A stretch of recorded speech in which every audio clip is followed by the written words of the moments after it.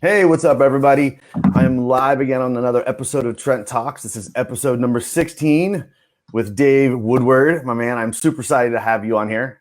Thank you so much. I'm excited to be here. This will be a lot of fun. So Dave is the Chief Revenue Officer and Brand Director at ClickFunnels. Did I say that all correctly?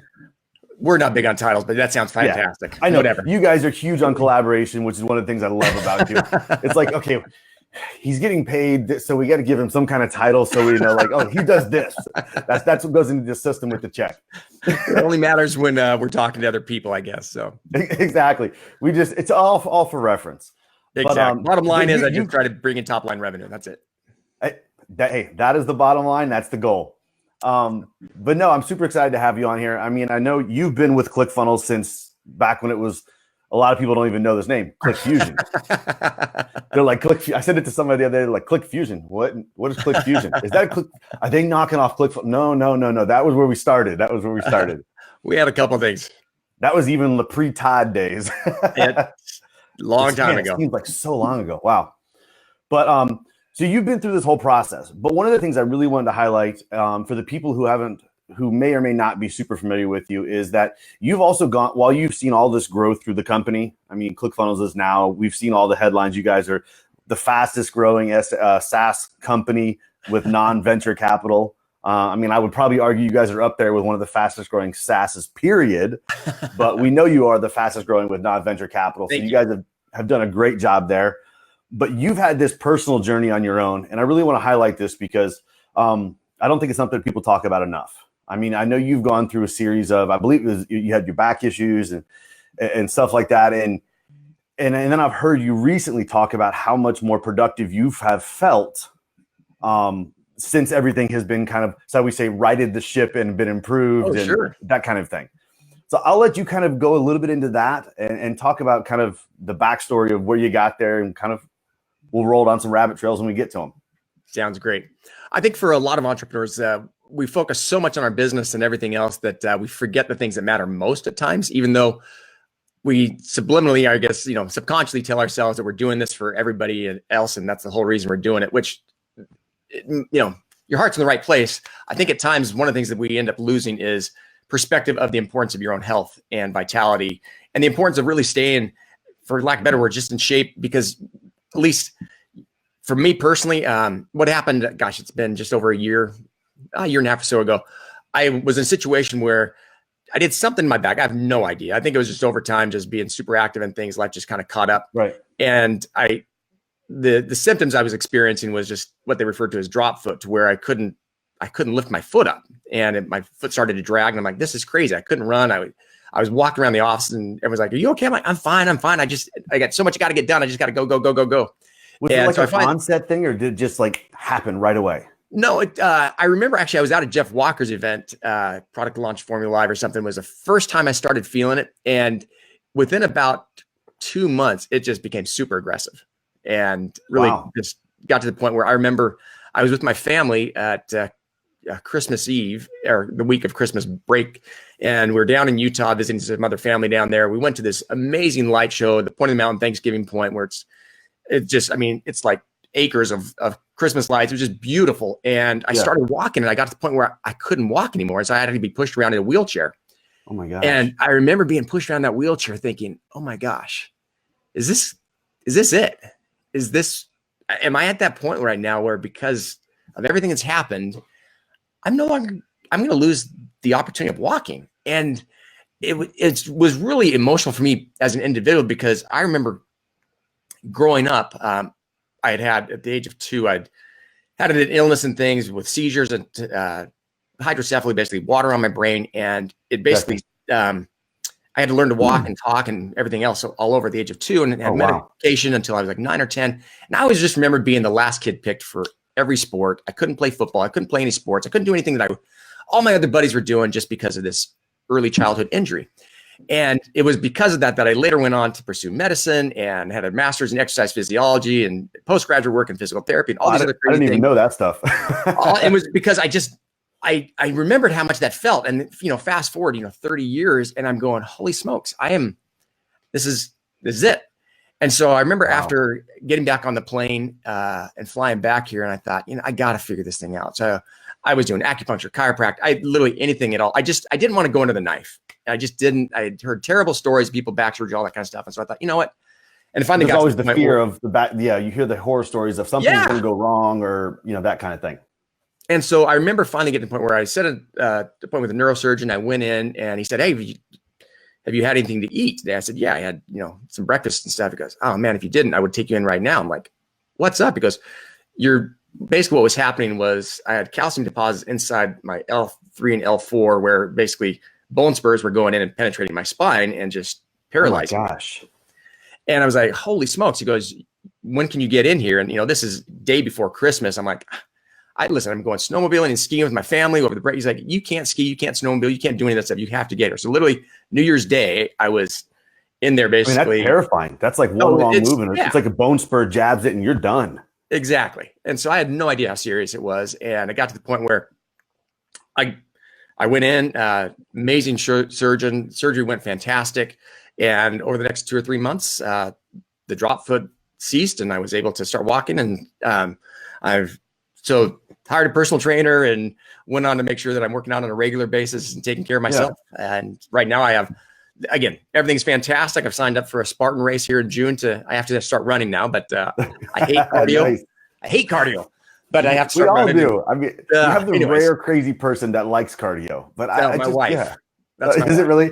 Yeah. My wife will do the same thing. She went out for a run the other day and just randomly ran 6.5 miles. She's like, "It just felt good." I'm like, "What?"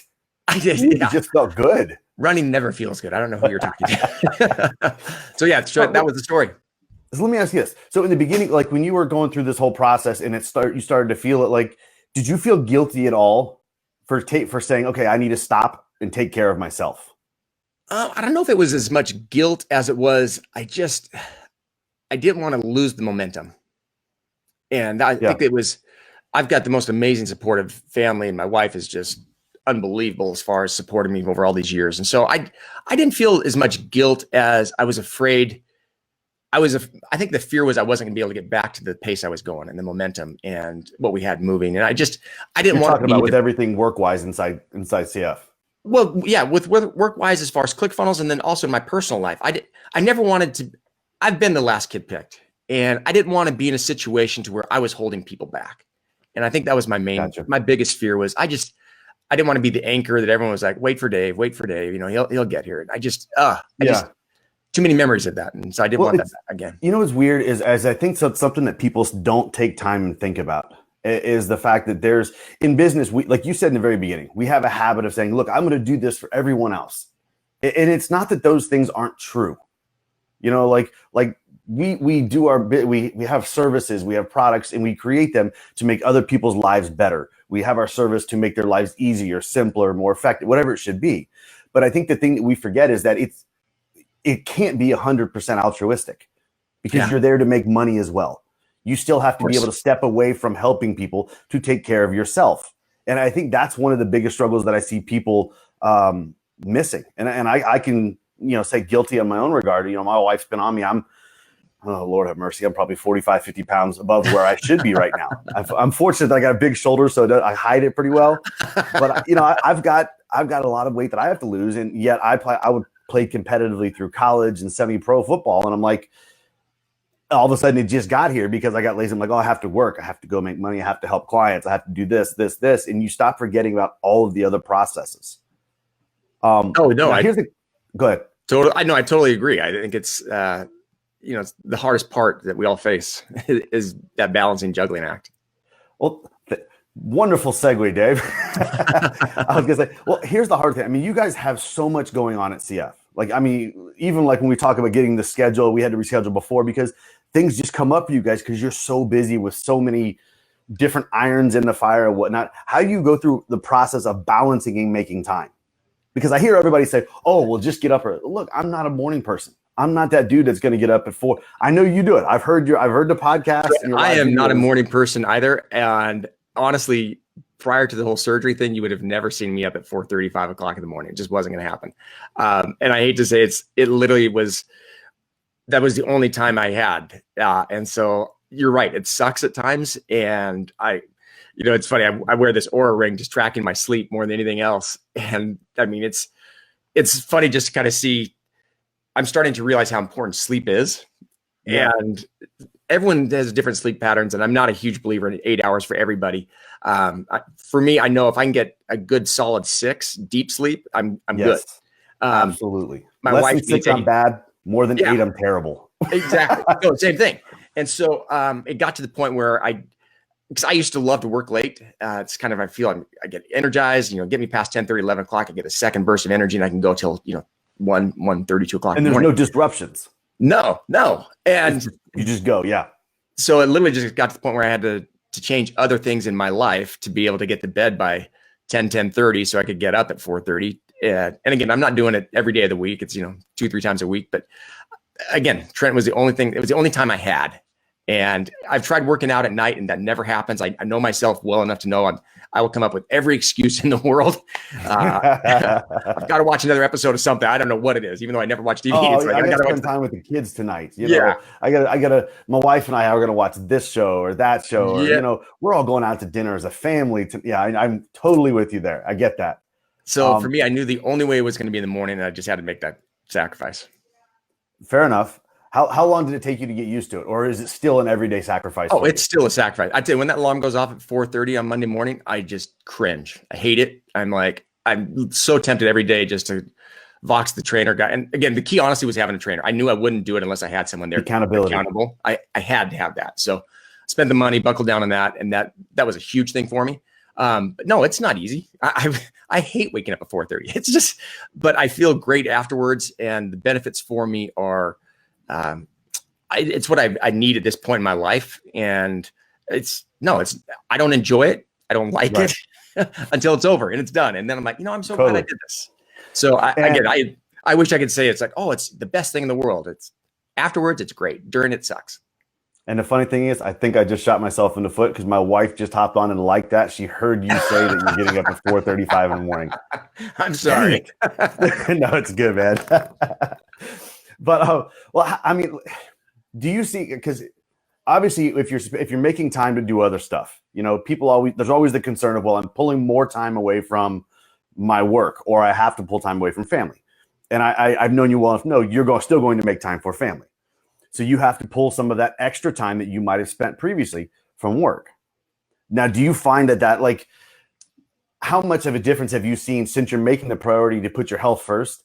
Because obviously you guys are still getting everything done, if not more, because you keep opening up more and more things for yourselves to do. Are you finding that it's making you more efficient?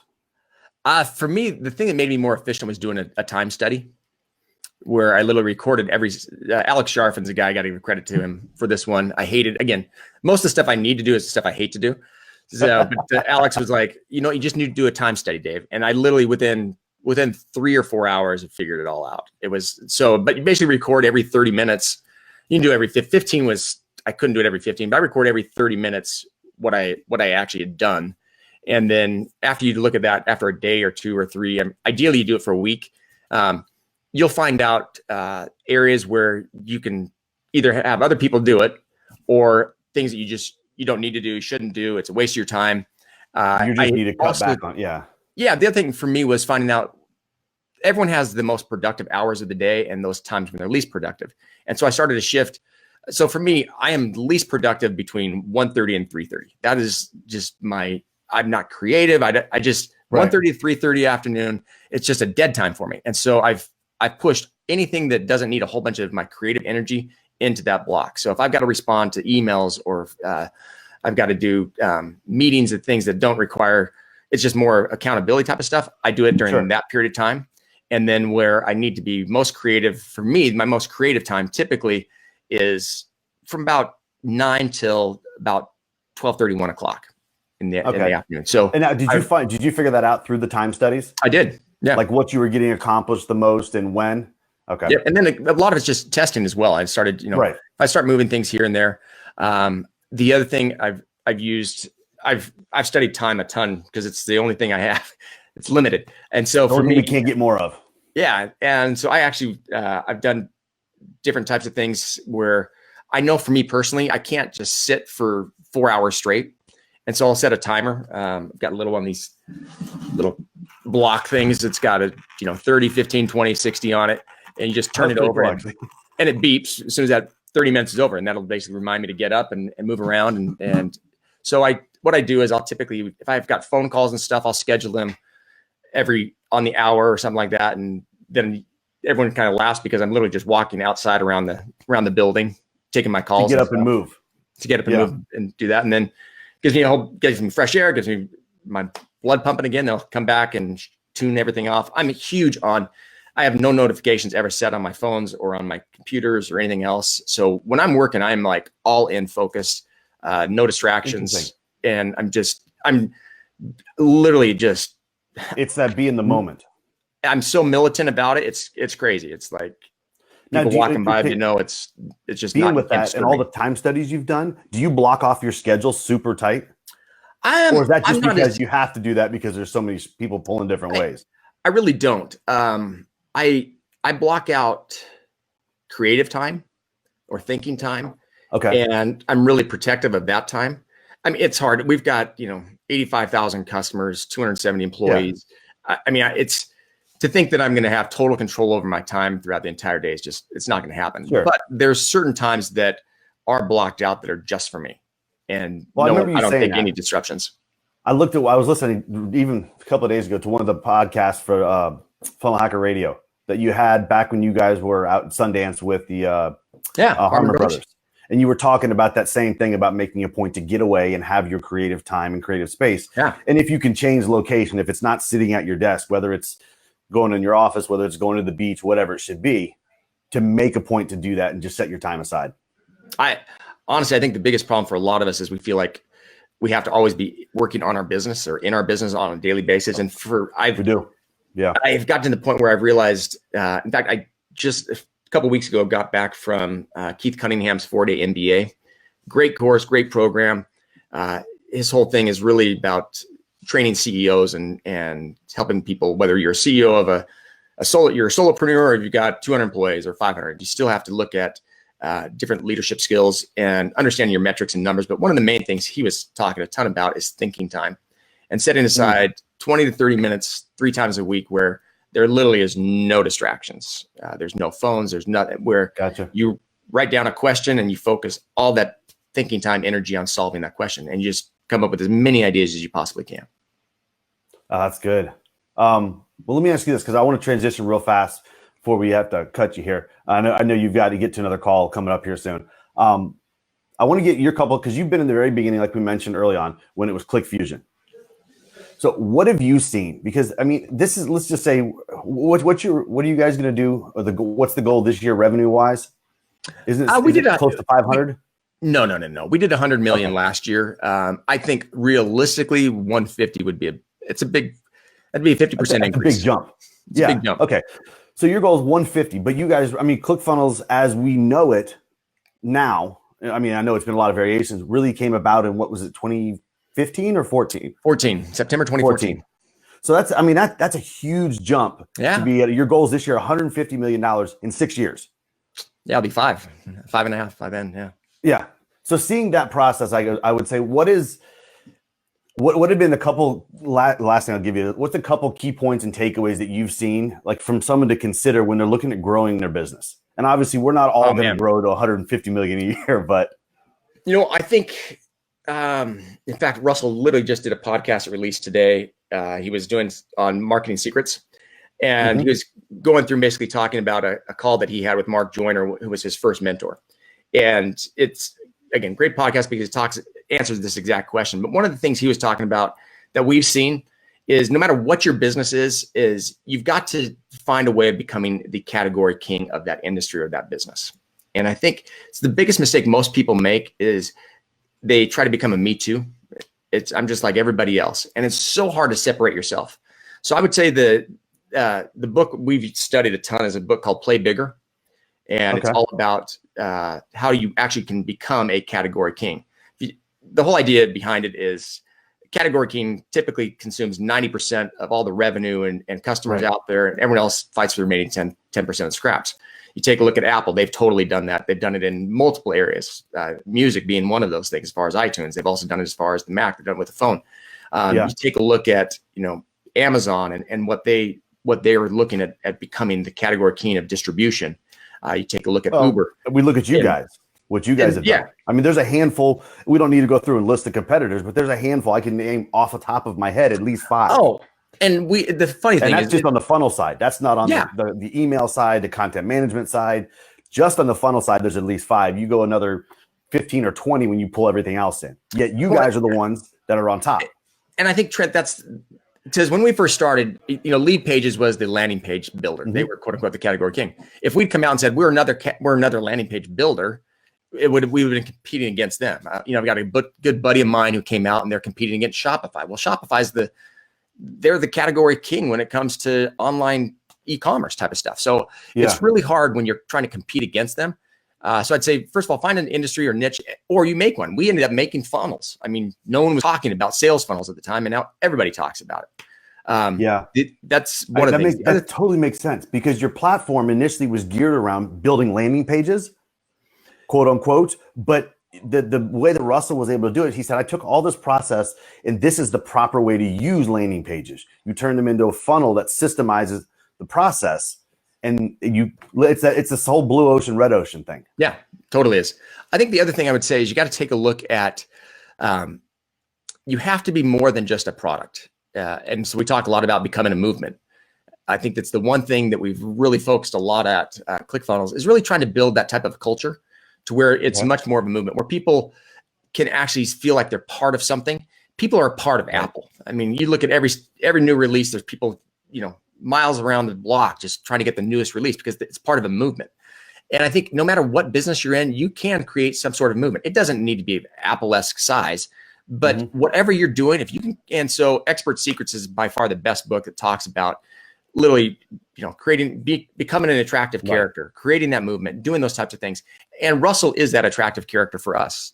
I mean, his face is synonymous with ClickFunnels. Yeah. And it's because of that. And you have to be in your product. You need to be consuming your product. I think one of the other things I would say is actually Funnel Fridays for us is a way we actually are in our product on a regular basis, showing people how we use it, using it, also selling funnel scripts, which is Jim Edwards' co-branded product with us. And so I think the more people see you consuming your product, talking about your product, that's what matters. When people there's so many other products out there. They want to know that they're all in with somebody. They want to follow somebody, and you need to become that leader. Well, I've heard numerous people say that. Well, I've thought about going elsewhere because it's cheaper, but I feel like I'm betraying ClickFunnels because they get a part of the culture. It's the same thing. I have an iPhone. It's the same thing I've done there. Like Apple has this culture. People start to make fun of, it's a cult following. Well, you know what? When people say that means we're right on target. You know what? We're both wearing ClickFunnels t-shirts. Right? Yeah, I know. It's the craziest thing. I've had so many people, we have an onboarding sequence where they get their FunnelHacker shirt. And I ran across people who said, this is the most expensive shirt I've ever bought. I'm like, why is that? He goes, I said, it's free. He goes, no, I have literally done nothing with ClickFunnels for a year. So I've been paying $97 a month for a year. I spent over $1,000. And it's all because of this shirt. I'm part of that FunnelHacker community. I identify with that. And so I think people want to identify with something. Last thing, and I'm gonna let you get out of here. So here's a funny little anecdote for you. I love when I bring new clients on and I build their own funnels and stuff like that and set it up, because I get free shirts. I've literally got in my drawer. My wife gets so mad. She's like, "You better wear another shirt. You put on another ClickFunnels shirt, I'm gonna take them out and burn them." I love it. But also, so the best way for people to experience it is ClickFunnels.com. I know we have a free 14-day trial. And then you have the One Funnel Away Challenge, which the next one is starting in June, correct? It is. Yep. June 19th. Awesome. And if they want to follow you personally, where's the best places for them to follow you personally? Facebook or Instagram. And follow him, FunnelHacker Radio. FunnelHacker Radio, yeah. Listen to that. It's a fantastic podcast. You'll enjoy it. Yeah, Dave, thanks so much, man. I want to get you out of here. I appreciate your time. It was awesome having you on. Thanks. We'll talk soon, bud. Bye. I really hope you enjoyed and got a lot of value of this video. If you did, make sure you like, subscribe, and comment below. I'm going to be answering all the comments myself. And also, come find me on your favorite social media platform and tell me what else I can help you with.